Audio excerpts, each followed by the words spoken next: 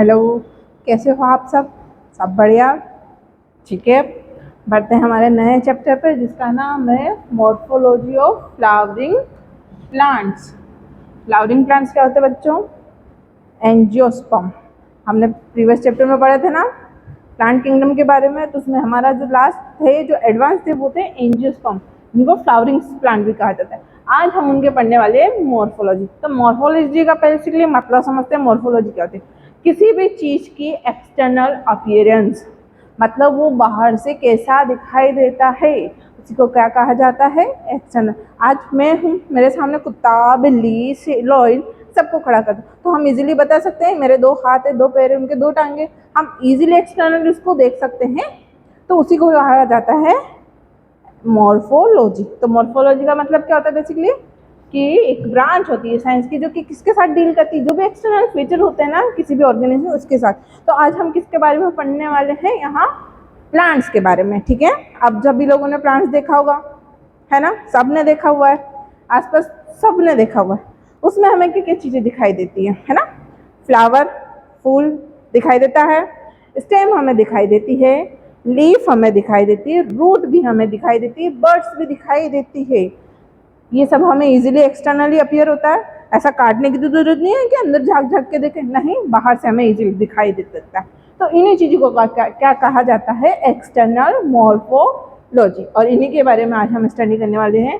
तो देखो बेटा, डायग्राम देखो, ये फ्लावर, ये जो नीचे है सॉइल के नीचे, देखिए ना आपने, पेड़ में नीचे जड़ें जाई रहती है, वो रूट्स है। एक ऐसा सा ब्रांच स्टेम होता है, और स्टेम पे क्या लगी होती है? लीव्स लगी होती है, जो कि ग्रीन कलर की होती है। उसी में से आज हम सबसे पहले पढ़ने वाले हैं रूट्स के बारे में। रूट्स सबको पता है कहाँ पाई जाती है? सॉइल के अंदर। क्या करती है? प्लांट को मैकेनिकल सपोर्ट प्रोवाइड करती है। प्लांट्स आज एक जगह पे खड़े हुए हैं तो वो किसी की वजह से, रूट्स की वजह से, क्योंकि वो सॉइल में पाई जाती है। अगर हम बात करें तो रूट्स क्या होती हैं?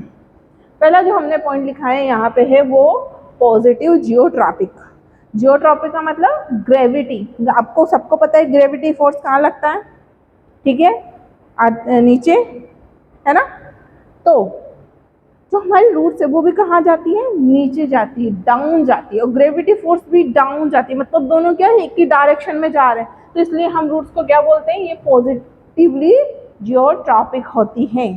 सेकंड है पॉजिटिवली हाइड्रोट्रॉफिक। पानी कहाँ पाया जाता है? अंडर द सॉइल, नीचे जमीन में पाया जाता है, ठीक है? तो हमारी जड़ें भी कहाँ जा रही है? सॉइल में ही जा रही है। वहीं से तो रूट्स क्या करती है? पानी एब्जॉर्ब करती है। तो दोनों वापस से एक ही डायरेक्शन में, तो ये भी क्या होगी? पॉजिटिवली हाइड्रोट्रॉफिक। अगर थर्ड पॉइंट की बात करें, जो थर्ड पॉइंट है हमारा वो है नेगेटिव फोटोट्रॉपिक। फोटो का मतलब बेसिकली क्या होता है? लाइट। लाइट का है ऊपर, रूट का है नीचे, तो दोनों ऑपोजिट डायरेक्शन में है, तो इसलिए क्या हो गए? नेगेटिव। दोनों ऑपोजिट है, इसलिए उसको हम क्या रेफर करें यहाँ पे? नेगेटिव। लाइट की डायरेक्शन ऊपर, इसलिए नेगेटिव फोटोट्रॉपिक। थर्ड पॉइंट से रूट्स उखाड़ के देख लेना, दिख जाएगी कौन से कलर की होती है? ब्राउन होती है, ठीक है? क्लोरोफिल एब्सेंट होता है। क्लोरोफिल बच्चों क्या होता है? पिगमेंट होता है, जिसकी वजह से प्लांट्स कैसी लीव्स होती है ना, ग्रीन कलर के दिखाई देती है, और वो फोटोसिंथेसिस करती है। अब जब क्लोरोफिल ही नहीं रहेगा तो क्या रूट्स में फोटोसिंथेसिस होगा? नहीं होगा, नहीं होगा। इसलिए यहाँ पे क्या है? क्लोरोफिल एब्सेंट है, और ये फोटोसिंथेसिस नहीं कर पाएगी, खाना नहीं बनाती। खाना बनाने का काम सिर्फ लीव्स का होता है। नेक्स्ट पॉइंट है रूट केप। बेसिकली आप लोग हो केप लगाते हो, क्यों? जैसे बहुत धूप हो रही, केप लगा ले, आपको क्या मिलेगा? प्रोटेक्शन मिल जाएगा सन से। हेलमेट आप वेयर करते हो, क्यों? ताकि आप कहीं जा रहे हो तो आपके एक्सीडेंट ना हो, आप बच सको। तो वैसे ही रूट केप का भी क्या काम है? प्रोटेक्शन प्रोवाइड करना। देखो जैसे सॉइल है ना, तो रूट सॉइल के अंदर पाई जाती है। अब वो सॉइल में जैसे जैसे आगे ग्रो करती जाती है ना, तो सॉइल में घिसती जाती है। अब घिसने से तो क्या होती है? चीज़ें खराब होती है। तो वैसे ही है ना, जब रूट सॉइल के अंदर अंदर जाती है ना, तो डैमेज हो जाती है। तो उस डैमेज को प्रोटेक्शन के लिए, क्या डैमेज ना हो उसको प्रोटेक्शन के लिए, वहाँ पे क्या पाई जाती है? रूट के पाई जाती है। आई समझ में? क्यों पाई जाएगी? कि रूट डैमेज ना हो, क्योंकि जब जमीन में जाएगी तब उसके डैमेज होने के चांसेस होते हैं। अपना नेक्स्ट पॉइंट है root does not involve node और इंटरनोड। देखो बेटा, जो स्टेम होता है ना हमारा, ये तो ये दो पार्ट्स में डिवाइड होता है। देखो, ये नोड और ये इंटरनोड। जहां से लीफ अराइज होती है वो कहलाता है पोर्शन नोड, और जो खाली होता है वो इंटर नोड। अल्टरनेट मैनर में पाए जाते हैं, एक के बाद एक, ये वापस नोड। ठीक है, तो ये सिर्फ कहाँ पाई जाती है? स्टेम में पाई जा रही है, रूट्स में नहीं पाई जा रही। तो root does not involve node और इंटरनोड। नोड और इंटरनोड कहाँ पाई जाएगी? सिर्फ इसमें, स्टेम में। ठीक है, root bear root hair. Basically root में आपने छोटे छोटे से ऐसे देखे होंगे ना, थोड़े से पतले पतले से हेयर, तो उन्हीं को क्या कहा जाता है? रूट हेयर कहा जाता है। अब इनका काम क्या होता है वो हम आगे पढ़ेंगे, बस इतने से पॉइंट्स याद रख लेना। ठीक है, ये हमने यहाँ पे पॉइंट्स लिखे हैं। अब हम बात करते हैं स्ट्रक्चर ऑफ रूट की। जब हम रूट को लेते हैं ना तो हमें कौन कौन से पार्ट्स दिखाई देते हैं? तो बेसिकली जो रूट्स होती है इसकी स्ट्रक्चर होती है। नीचे नीचे रूट कैप, अभी मैंने काम बताया, क्या काम होता है? प्रोटेक्शन में, क्योंकि जब वो सॉइल में जाएगी तो उसको हेल्प करेगी। इसके बाद आता है जोन ऑफ मेरिस्टेमेटिक रीजन। बच्चों, मेरिस्टेमेटिक का मतलब होता है डिवाइडिंग, और डिवाइडिंग मतलब कंटिन्यू डिवाइड होते रहना। ठीक है, तो यहाँ पे जो सेल्स पाई जाएंगी ना, इस रीजन में छोटा सा रीजन होता है, यहाँ पे जो कोशिका है वो कंटिन्यूसली रैपिडली डिवाइजन करती रहेगी, फटाफट फटाफट डिवाइड डिवाइड, चलो कट कर, तो यहाँ पे वो रीजन पाई जाएगी। इसके बाद है जोन ऑफ इलोंगेशन। देखो, अब सेल्स तो बन गई है, अब रूट को अपने नंबर में तो ग्रो करना, रूट एक जैसी तो नहीं रहेगी ना लेंथ में, रूट लंबे भी होगी। तो उसके लिए लंबी होने के लिए क्या होता है, जो यहाँ पे जो सेल्स पाई जाती है वो क्या होती है? इलोंगेट हो जाती है, अपने जो मास है उसको इंक्रीज कर लेती है। तो उस जोन को बोलते हैं जोन ऑफ इलोंगेशन। बेसिकली क्या होती है? अपनी साइज में वृद्धि करना, अपना साइज बढ़ाना, जोन ऑफ इलोंगेशन कहलाता है। इसके बाद जो थर्ड जोन है वहां पे पाया जाता है जोन ऑफ मैच्योरेशन। मतलब यहाँ पे क्या होगी? मैच्योर सेल्स पाई जाएगी। मैच्योर का मतलब क्या होता है?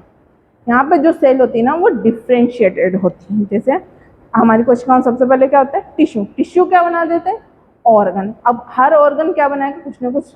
लंग्स ऑर्गन है तो वो अपना फेट गेन कर लेती है, मतलब उसको कुछ ना कुछ बन ही जाता है। तो यहाँ की सेल भी क्या होती है? मेच्योर हो जाती है, मतलब वो दोबारा डिवाइड नहीं हो पाएगी, उनको जो बनाना था उन्होंने बना लिया। तो वो रीजन कहलाता है जोन ऑफ मैच्योरेशन। और इसी जोन ऑफ मैच्योरेशन में क्या पाए जाते हैं? छोटे छोटे यूनिसेल्यूलर। याद रखना कौन सा वर्ड? यूनिसेल्यूलर, मतलब सिर्फ वन सेल से कंपोज हो गए ऐसे छोटे छोटे हेड्स पाए जाते हैं। अब बात करते हैं इन हेड्स का काम क्या है, हमने पढ़ा था यहाँ पे भी। तो इन हेड्स का काम है, जो वाटर होता है ना सॉइल में और जो मिनरल्स होता है उनको एब्जॉर्ब करने का। उनको एब्जॉर्ब कौन करता है बच्चों? ये रूट हेयर। ठीक है, मेन फंक्शन है वाटर एंड मिनरल्स, क्योंकि सॉइल्स में क्या पाए जाते हैं? वाटर और साथ साथ मिनरल्स, तो उनको एब्जॉर्ब करने का काम होता है रूट हेयर का। ठीक है, अब हम स्टार्टिंग से एक एक पॉइंट लिखते जाते हैं। पहला अपना है रूट कैप।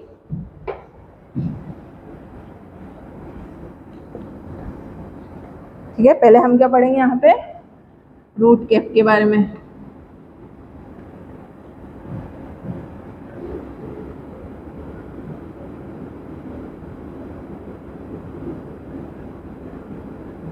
देखो, अभी मैंने बताया ना रूट कैप क्या करती है? प्रोटेक्शन। किसको? रूट को। तो इट प्रोटेक्ट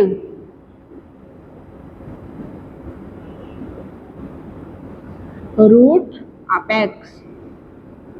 ठीक है,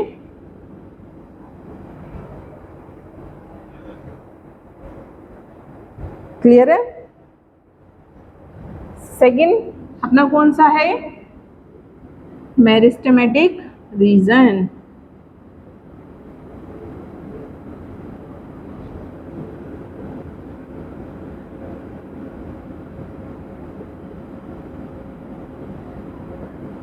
मेरिस्टेमेटिक रीजन क्या होता है? अभी जस्ट बताया मैंने, यहाँ पे जो सेल है वो क्या करती है? लगातार डिवाइड करती रहती है, अपना नंबर बढ़ाती रहती है। तो यहाँ पे कौन सेल पाएंगे? Rapidly dividing cell. थर्ड कौन सा जोन है अपना? Zone of elongation.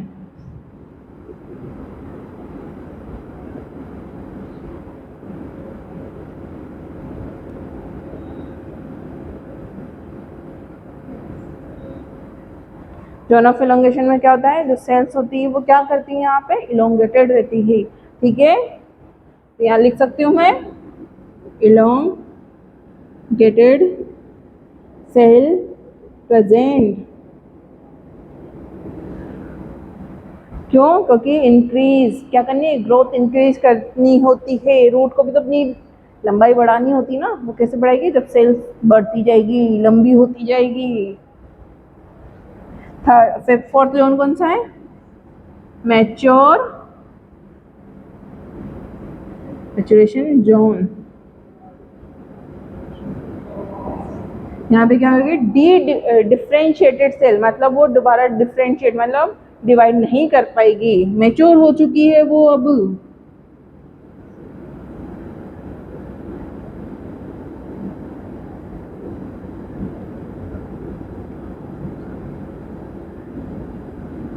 और यहाँ पे क्या बजाएगा बच्चों, क्या है वहां पे, रूट है, कौन से, unicellular.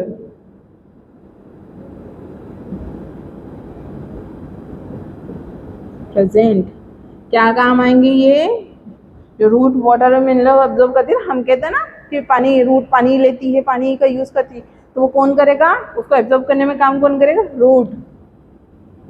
It help in absorption of water.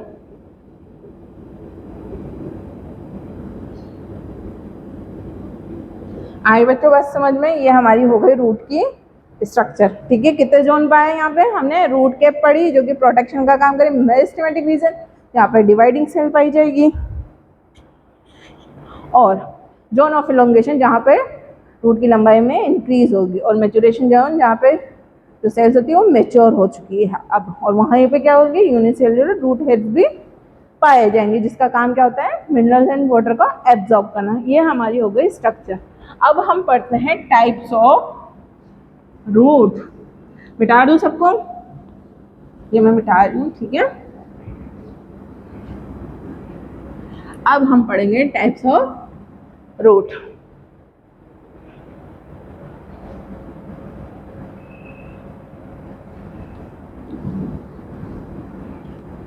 देखो बच्चों क्या होता है, जब हम सीड्स देखते हैं ना, जब छोटा सा सीड होता है, जब वो जर्मिनेट करता है, इसको ऐसे समझते हैं, जब सीड होता है ना, ये जब जर्मिनेट करता है ना, तो इसमें दो चीजें फॉर्म होती हैं, ठीक है। एक होता है प्लूम्यूल और एक होता है रेडिकल। याद रखना, सीड जब फॉर्म होगा उसमें तो दो संरचनाएं बनती है, जिसका नाम है, एक का नाम है प्लूम्यूल और एक का नाम है रेडिकल। अब ये दोनों काम क्या करते हैं, जो रेडिकल होता है ना, ये क्या काम करता है, जो रूट है ना उसका फॉर्मेशन करता है, रूट सिस्टम का फॉर्मेशन करता है, formation of root system.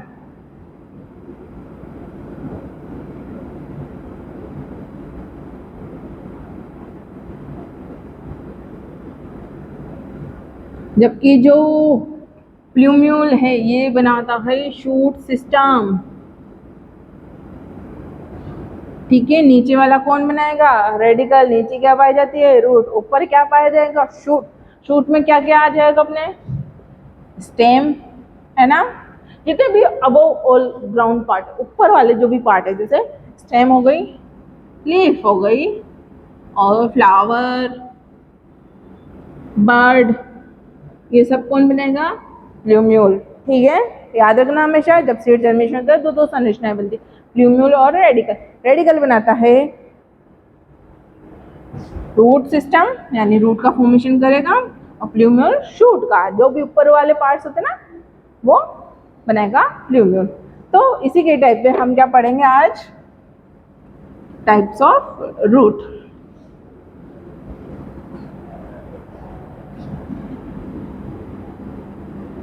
Types of root. जो रूट होती है ना बच्चों, वो दो टाइप की होती है। Roots are two types. कौन कौन सी, एक होती है रेडिकल रूट्स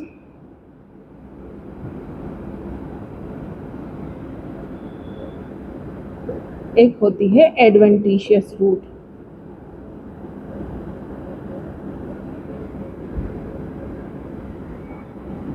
एडवेंटिशियस रूट। अब ये जो रेडिकल रूट है ये भी दो टाइप की होती है, एक होती है टैप रूट,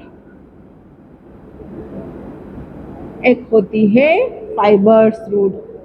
फाइब्रस रूट बहुत इजी है, घबराने की जरूरत नहीं है, बहुत इजी, बहुत बहुत ज़्यादा इजी। ठीक है, तो पहला है अपना रेडिकल रूट।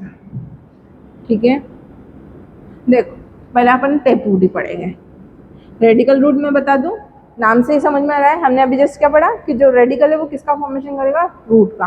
ठीक है, तो ऐसे रूट जो किससे बनती है, डायरेक्टली रेडिकल से, डायरेक्टली फॉर्म होती है रेडिकल से, वो कहलाती है रेडिकल रूट। दो टाइप की होती है, टैप रूट और फाइब्रस रूट।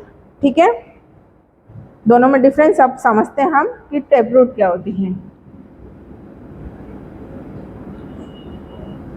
जो लंबी, अपने सॉइल में देखो ना बहुत मोटी मोटी जो रूट्स पाई जाती हैं, तो जो लंबी होती है और अराइज फ्रॉम रेडिकल, कहाँ से अराइज होगी, अराइज फ्रॉम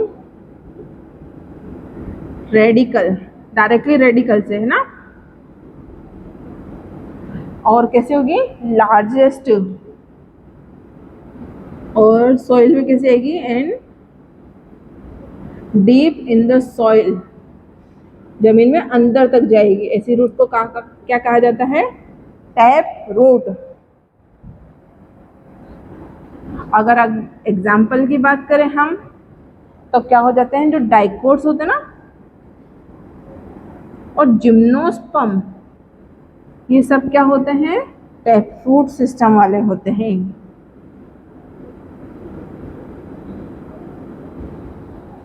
ये समझ में आया। सेकंड बात करते हैं अपन फाइब्रस रूट की। ये अराइज तो होती है रेडिकल से, लेकिन जैसे ये लार्जेस्ट होती है ना, तो ये लार्जेस्ट नहीं होती और ये थिक भी होती है।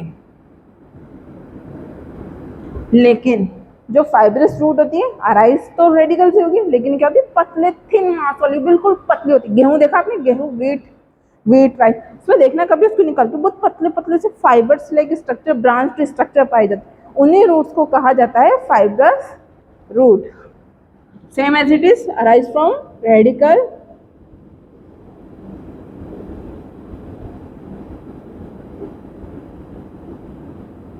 Arise from radical, thin mass मतलब पतली होती है, एंड ब्रांच्ड रूट। अगर एग्जाम्पल की बात करें तो वीट, राइस, ये सब क्या है, इसके एग्जाम्पल है। ठीक है, दोनों में डिफरेंस समझ में आया। टैप रूट और दोनों रेडिकल से अराइज होती है, बट डिफरेंस क्या है, जो टैप रूट होती है वो थोड़ी सी थिक होती है और डीप इन द सॉइल जाती है, लार्जेस्ट होती है। क्योंकि फाइब्रस रूट क्या होती है, छोटी छोटी होती है, ज़्यादा बड़ी नहीं होती है, थिन होती है, पतली होती है। अब बात करते हैं अपन जो अपना टाइप है adventitious root. Adventitious,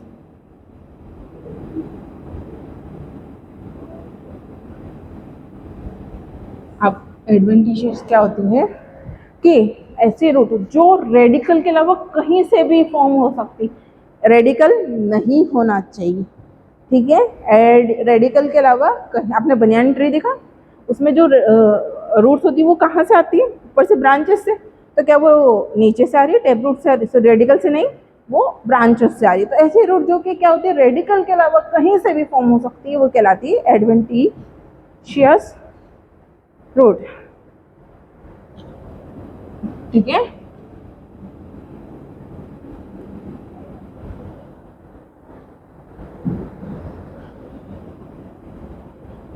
arise from other parts of plant,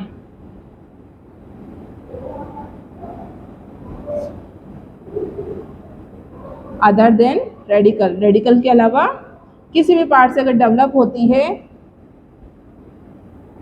तो वो कौन सी रूट कहलाएगी, एडवेंटिशियस। एग्जाम्पल, जितने भी मोनोकोट प्लांट्स होते हैं ना, उनमें पाई जाती है एडवेंटिशियस रूट। आए बात समझ में? टाइप्स ऑफ रूट हमने पढ़ा 3 टाइप का, टैप रूट, फाइब्रस, एडवेंटिशियस। जो लार्जेस्ट और डीप इन द सोइल पाई जाएगी, थिक होगी, वो कहलाएगी tap radical, sorry tap roots.